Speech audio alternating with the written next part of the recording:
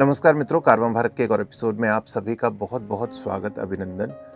Thumbnail देख के विषय तो ध्यान में आ ही गया होगा कि पूजनीय माता जी जो हैं वो अब हमारे बीच सशरीर नहीं रही। जीवन का क्रम है। मुझे ये लगता है कि जब हमने जन्म लिया तो मृत्यु के साथ लिया, इसलिए जो भी जीवन में संस्कार, अन्य संस्कार होते हैं, चाहे वो विवाह संस्कार है, मुंडनिक संस्कार है, वो हो या न हो, पर मृत्यु जन्म के साथ एक अटल सत्य है और उसे हमें अच्छे मन से ईश्वर का जो निर्णय है उसे सहर्ष स्वीकार करना भी चाहिए, जो हमने भी पिछले कुछ दिनों में करने का प्रयास किया। ये घटना घटित हुई 24 फरवरी की रात लगभग 11 बजे। आप अगर हमारे व्लॉग रेगुलर देखते हैं तो आपको पता ही होगा कि हम अजमेर से निकले थे, पहुँचे थे पटना। वहाँ पर हमारे मामा जी की बिटिया का विवाह था, उसमें हमें सम्मिलित होना था और उसके आगे फिर हम नॉर्थ ईस्ट की तरफ प्रस्थान करने वाले थे, बढ़ने वाले थे।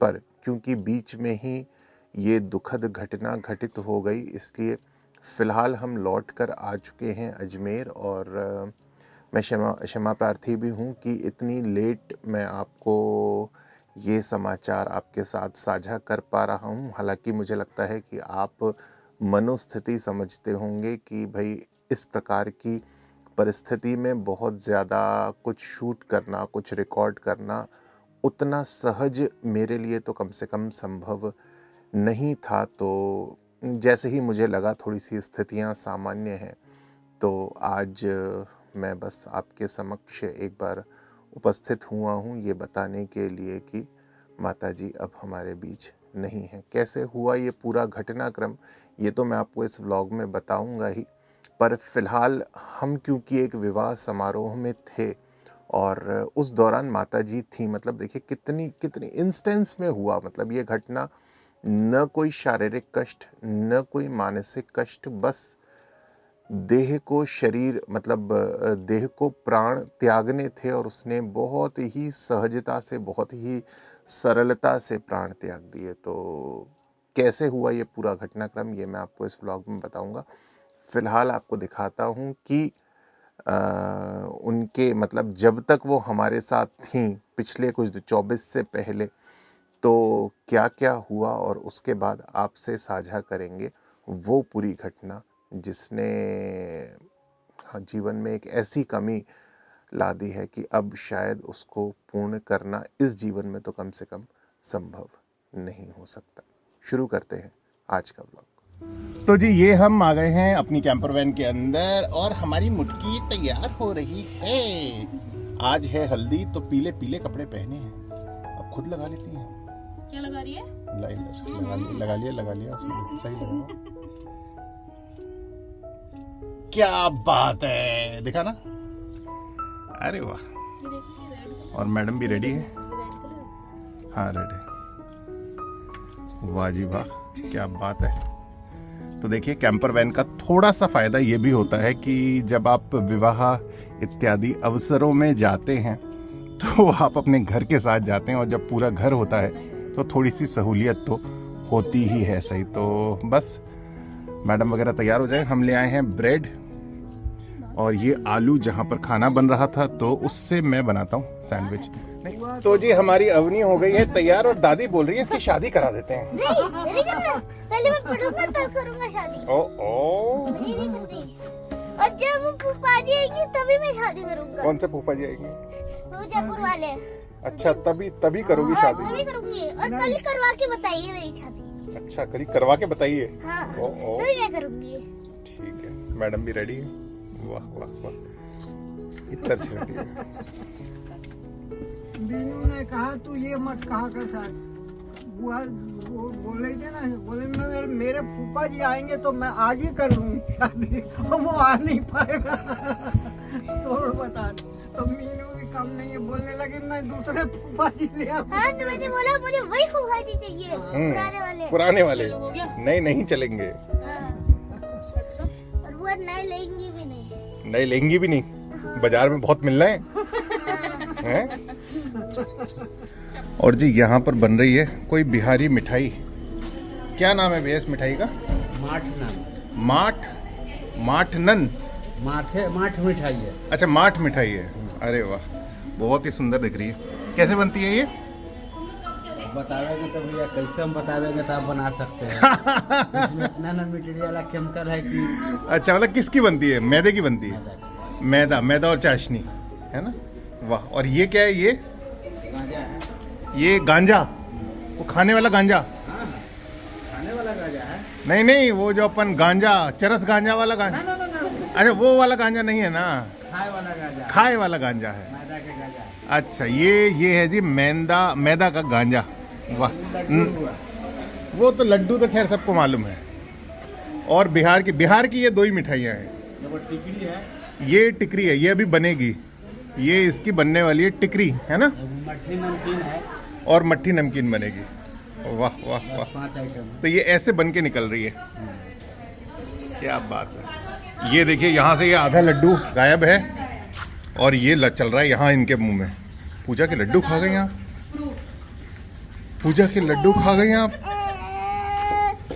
देखिए, ये भी बोल रहा है कैसे पूजा के लड्डू। यही बुआ है वो जिनने खाए हैं। जिनने खाए ना, हम सब ने देखा। हम सब ने देखा है गवाह। और अहम ने भी देखा गवाह। है। अगर खा ले तो पूरा ही खा लेती हूँ यार। ये देखिए, देखा आप लोग आप देख सकते हैं कि भांजे को भी छोड़ दिया हमने लड्डू के चक्कर में। बाकी ने दिया था आपको स्वीट खाओ। पूजा के लड्डू थे वो।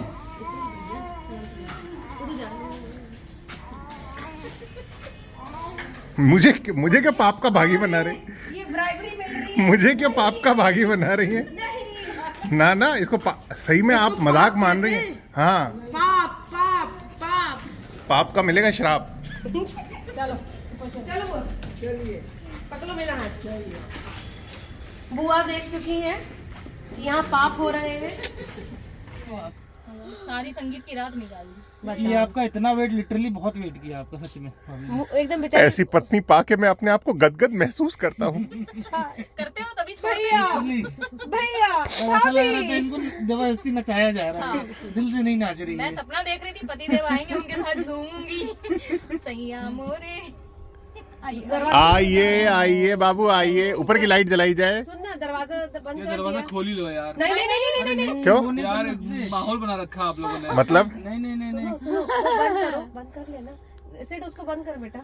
थोड़ी सी देर में जल जाएगी, गर्म होगी तो जल जाएगी अपना। नहीं देखो, जो बन रहा है वो तो बन रहा है, पर यहाँ माहौल बना रहा है। पार्टी होती है ये भैया। ये भी ये रही bachelor's दुल्हन। पार्टी मनाएंगे क्या? वाह वाह नहीं वाह। नहीं तो रहने दो ना। दोबारा दिखेंगी आप सबको। मतलब ना, रहने दो, आप सब पूजा रहने दो, लाइट क्या अच्छी है। कैसे नहीं, बोलूं नहीं, मैं अच्छी इसको? लग रही है। आपको सब दोबारा देखेंगे। जी कल ऐसी कल। अच्छी लग रही है। डिम ठीक है ना, क्या? रहने दो। तो जी, कहानी में थोड़ा सा ट्विस्ट है। हमारा जो ऑन गोइंग शूट चल रहा है उसका एक बहुत छोटा सा पार्ट रह गया है, जो कि हमें धनबाद में जाके शूट करना है। एक बाइट लेनी है बहुत छोटी सी। तो बस मैं अभी फ़िलहाल निकल रहा हूँ। यहाँ पटना से मेरी ट्रेन है 11:30 बजे की। सो मैं निकल रहा हूँ धनबाद। और मेरे जो रास्ते में यहाँ जो होगा वो तो मुझे पता चलेगा नहीं। फ़ोन से हम शूट करते हैं, फ़ोन मेरे पास रहेगा और बहुत ज़्यादा ये लोग शूट करते नहीं हैं। तो मैं मेरी जो जर्नी है उसी को थोड़ा बहुत और इसके आगे कैरी करूँगा और उसके बाद फिर वापस लौट के आऊँगा परसों सुबह। और परसों से मतलब 18 तारीख को मैं लौटूँगा और 18 को ही यहाँ पर विवाह है। तो चलिए, फिलहाल तो यहाँ से बढ़ते हैं, पहुँचते हैं धनबाद। G20। तो जी, इस प्रकार से हमने बोर्ड कर ली अपनी धनबाद की ट्रेन। वहाँ पहुँचकर अपने दिन भर में काम निपटाया और वापस शाम को ट्रेन बोर्ड करके दोबारा पहुँच गए पटना, जहाँ आज संपन्न होना था बहन जी का विवाह। तो जी, शाम हो चुकी है और विवाह के लिए ये दो बच्चे जो आपको सामने दिख रहे हैं दोनों तैयार हो चुके हैं। बताइएगा कैसे लग रहे हैं। ये है सात्विक जी जो टक्सीडो पहन के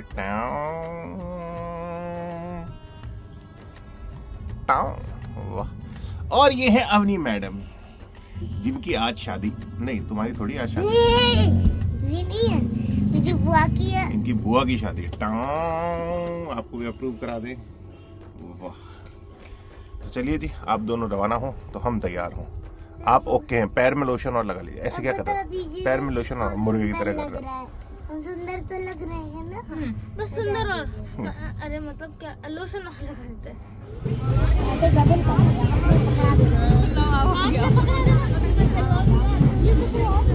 तुम थोड़ी ठीक लग रही हो।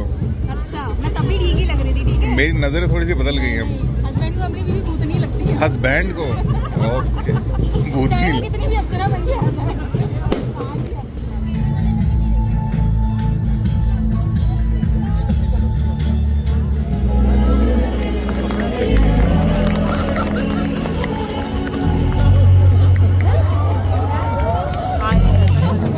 अरे वाह,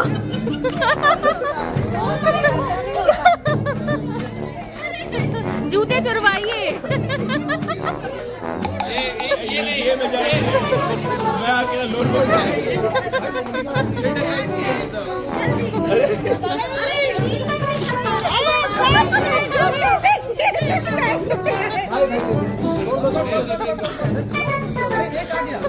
तो आप लोग एकदम डकैती कर रहे हैं तो मेरा ही पैसा जाएगा ना इसमें।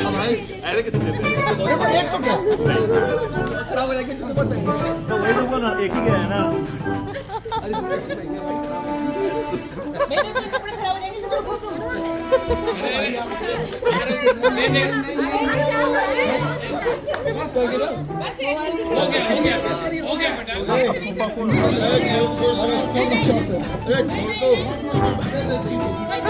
ये ले लो आप लोग।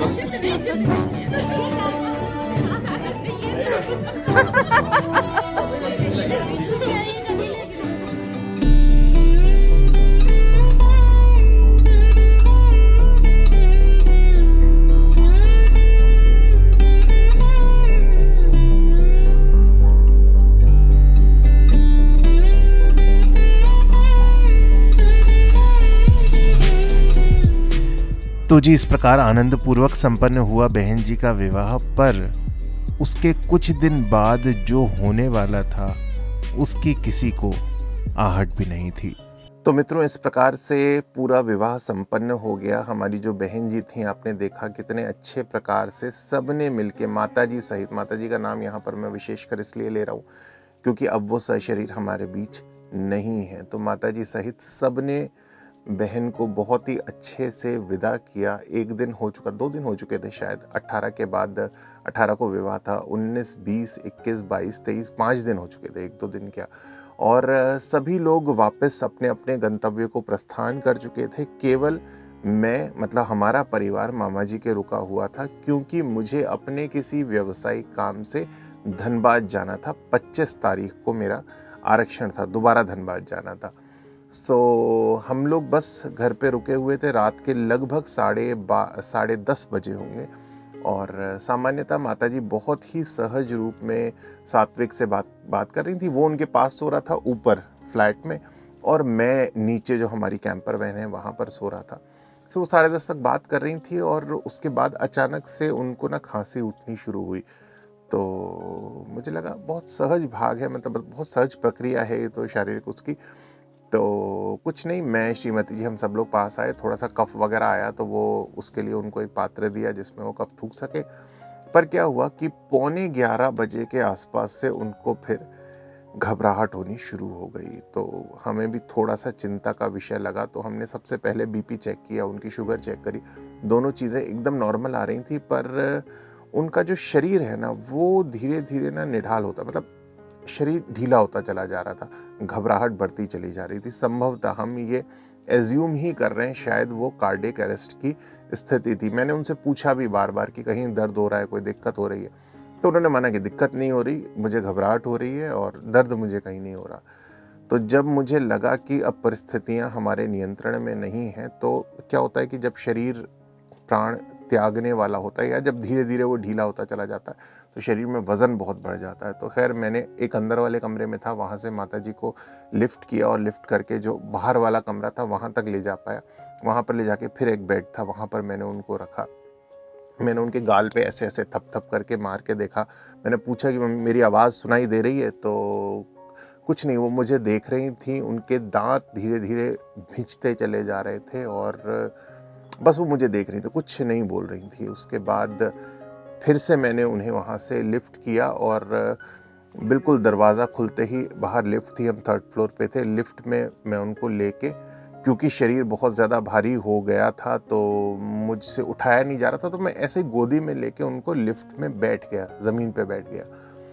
वहाँ मुझे एहसास हो गया, मतलब वहाँ मुझे लगा कि माताजी ने अपनी जो अंतिम श्वास थी वो मेरी गोदी में वहाँ उस लिफ्ट में ली, और मुझे लग गया था कि अब उनका शरीर ही बचा है, उनका जो प्राण तत्व है वो उनके शरीर से निकल चुका है। तो जैसे हम लिफ्ट से निकले, बस बाहर नीचे गार्ड की कुर्सी थी, मैंने उनके शरीर को, जब तक तो खैर मुझे मालूम नहीं था, पर उनकी देह को मैंने उस कुर्सी पे बिठाया, तुरंत गाड़ी लेकर आया, गाड़ी में अंदर उनको लिटाया। श्रीमती जी पीछे ही थी, मेरे जो मामा जी का बेटा है वो मेरे साथ आगे बैठा, और हम उनको वहाँ से हॉस्पिटल की ओर लेके गए। रास्ते में मुझे लगभग एहसास था कि माताजी नहीं है, तो मैंने बहुत ही सहज भाव से श्रीमती जी से कहा कि माताजी अब नहीं है। पर खैर हॉस्पिटल जाना था, तो वहाँ पहुँचे, वहाँ डॉक्टर को बुलाया, तो थोड़ा सा समय लग रहा था। तो मेरा जो कज़न ब्रदर था वो थोड़ा सा हाइपर हो रहा था कि जल्दी बुलाइए, पर मुझे पता था कि नहीं है, माताजी नहीं है। तो बहुत ज़्यादा जल्दबाजी हम करें, 2 मिनट बाद डिक्लेयर करें कि वो 5 मिनट बाद डिक्लेयर करे, और मतलब माँ बेटे का रिश्ता एक अलग प्रकार का होता है, तो वो वाइब्रेशंस आप समझ सकते हैं कि क्या है जीवन में, कि एग्जिस्टेंस है नहीं है। तो खैर डॉक्टर साहब आए, 5 मिनट बाद उन्होंने डिक्लेयर कर दिया कि शी इज़ नो मोर। और उसके बाद मतलब मेरी आँख में न तो उस वक्त आंसू थे, न कोई भाव था, बस मुझे पता था कि ये एक दिन हर व्यक्ति के जीवन में आता है, और मेरे जीवन में इस दिन का जो नियोजन है वो इस क्षण हुआ है। सो बस बहुत सहजता से उस स्थिति को एक्सेप्ट भी किया, और फिर घर लौट के बहन जी को फ़ोन किया मैंने सबसे पहले कि बहन जी माता जी नहीं रही। तो स्वाभाविक सा आप खैर जो रिएक्शन है वो समझ ही सकते हैं। बहुत शॉकिंग था उनके लिए भी, क्योंकि वो भी विवाह में थी, पूरे समय साथ थी, छोड़ के गई थी एकदम स्वस्थ। मतलब आप सोचिए कि इस स्थिति को शायद हम यूं भी बोलें कि एक बहुत ही अच्छा, एक बहुत ही संयमित, एक बहुत ही सुखमय जीवन शायद वो व्यतीत करके गई। अंत समय तक शरीर को किसी प्रकार का कोई कष्ट नहीं हुआ, तो एक तो वो संतोष है। और परिवार में जो एक खालीपन होता है वो तो मुझे लगता है कि बहुत स्वाभाविक सी प्रक्रिया है। जब भी हम किसी के साथ रहते हैं, ख़ास तौर से माँ बेटा, माँ मतलब सास बहू, दादी पोता पोती, ये तो अब ये जीवन में जो खालीपन है ये तो भरते भरते भरेगा। और खैर जो भी है उसे बहुत सहज मन से एक्सेप्ट करना है। और वहाँ पर फिर हमने ये भी मतलब मैंने यही निर्णय लिया, क्योंकि दानापुर पटना जहाँ पर हम थे वही उनका जन्म स्थान भी था, तो हमने यही निर्णय लिया कि वहीं उनका अंतिम संस्कार करेंगे। तो वहीं गंगा जी के तट पे उनका अंतिम संस्कार हुआ। और देखिए ईश्वर कहाँ लेके गया, जो उनकी जन्मस्थली थी दानापुर पटना में उनका जन्म हुआ, वहीं पर ही उनकी अंत्येष्टि हुई। उन्होंने अंतिम श्वास ली, उसी परिवार में ली, मतलब जो हमारे मामा जी थे इसी परिवार में उनका जन्म हुआ था, वहीं पर ईश्वर उनको वापस लेके गया। तो इससे अद्भुत संयोग क्या हो सकता है, मतलब इससे अच्छा नियोजन ईश्वर का क्या हो सकता है। तो उसने जो भी माता जी के प्रारब्ध तौर पे उनको अंतिम क्षण तक दिया, मुझे लगता है बहुत अच्छा दिया। और मेरे मन में किसी प्रकार की कोई ग्लानि भाव नहीं है कि वो और 5 साल रहती तो मैं ये मुझे और उनके लिए करना था। जो भी जब तक वो जीवित रहीं हमने प्रयत्न किया कि जो उनके मन की इच्छाएं हैं जीवन के एक भाग में हमको इतना बड़ा करते वक्त उनके जो भी सपने अधूरे रह गए थे, कुछ चीज़ें उनके जीवन में अधूरी रह गई थी, उनको पूरा करने का प्रयास किया। कितना कर पाए ये तो मुझे नहीं पता, पर प्रयत्न हमने अपनी तरफ से पूरा किया।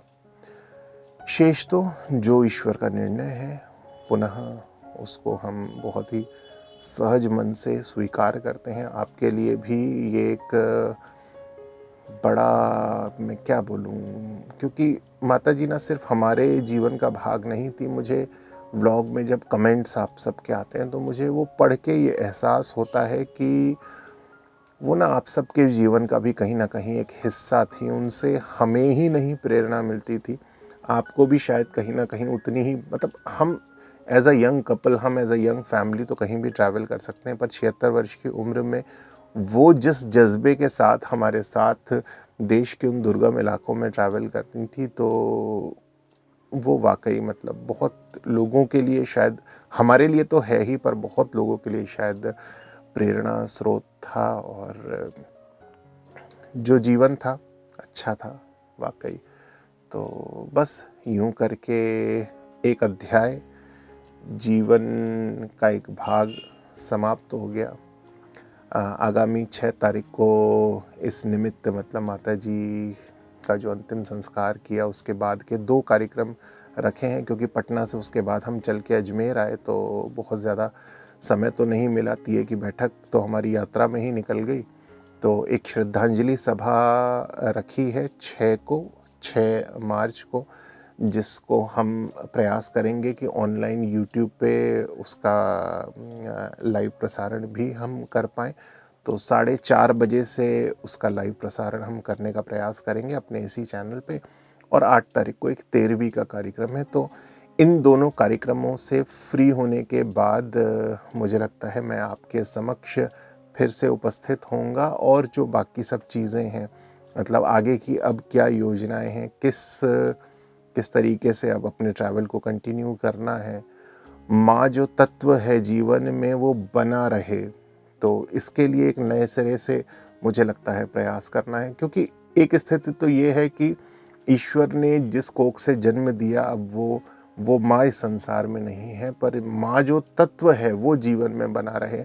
हम ईश्वर के द्वारा दी हुई एक नौकरी कर रहे थे माता पिता की सेवा करके, और प्रारब्ध अर्जित कर रहे थे। अब वो नौकरी हमारे पास नहीं है, तो कहीं ना कहीं दूसरी नौकरी ढूंढनी पड़ेगी। तो करेंगे, प्रयास करेंगे, कुछ योजना आगे के लिए तय करेंगे। फ़िलहाल इन दोनों कार्यक्रमों से एक बार फ्री होके दोबारा आपके समक्ष उपस्थित होंगे। तब तक आप रखिएगा अपना ख्याल, स्वस्थ रहिएगा, खुश रहिएगा। शीघ्र अगले ब्लॉग में आपसे फिर मुलाकात होगी। और नीचे ये जो नंबर आपको दिखाई दे रहा है, ये माता जी का नंबर है। सो इसको मैं पब्लिकली आपके साथ साझा कर रहा हूँ। इस पे व्हाट्सएप भी चालू है, तो अगर आप अपना कोई संदेश माता जी के नाम देना चाहते हैं तो इस नंबर पे दे सकते हैं। और शेष आपसे मतलब इस फ़ोन को मैं कितना उठा पाऊँगा ये तो मैं नहीं कह सकता, प्रयास करूँगा। कभी फ्री रहा और आप में से किसी का फ़ोन आ रहा है तो उठाने की कोशिश भी करूँगा, पर ज़रूरी नहीं है कि व्यस्तता के चलते उसको उठा पाऊँ। पर आपके जो मैसेज आएंगे उनको ज़रूर पढ़कर अगर कहीं लगता है कि उसको साझा करना है तो ज़रूर साझा करने का प्रयास करेंगे। आप अपना ख्याल रखिएगा, स्वस्थ रहिएगा, खुश रहिएगा। शीघ्र आपसे अगले व्लॉग में मुलाकात होगी। नमस्कार।